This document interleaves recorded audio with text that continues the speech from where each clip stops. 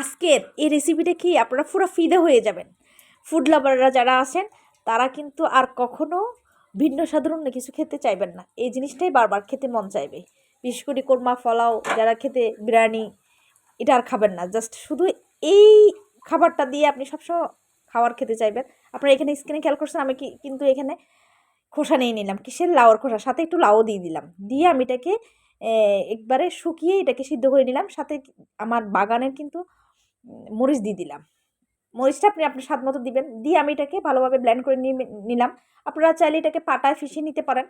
আমি এখানে দিয়ে দিলাম রসুন এবং পেঁয়াজ কুচি তিনটে নিলাম। তার মধ্যে দিলাম এখানে এটা কি ধনিয়া পাতা, তাও আমার নিজের বাগানের।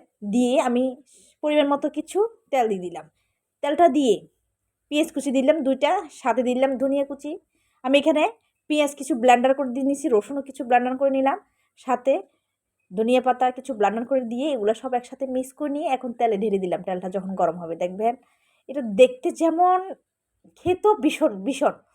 এটাকে আপনি ততক্ষণ পর্যন্ত নাড়বেন, এই ভর্তাটা যতটা পর্যন্ত এখান থেকে পানিটা শুকিয়ে না যায়। পানিটা শুকিয়ে এভাবে যখন লাল লাল হয়ে যাবে দেখবেন এটা একবারে কড়াই থেকে উঠে আসবে, তখন এটাকে আপনি নামিয়ে নিয়ে নিতে পারবেন এবং খাওয়ার জন্য অবশ্য পারফেক্ট উপযোগী হয়ে যাবে। খুবই শর্ট টাইমে ভিডিওটা দেখিয়ে দিলাম। ভালো লাগলে লাইক, কমেন্ট এবং শেয়ার করতে ভুলবেন না।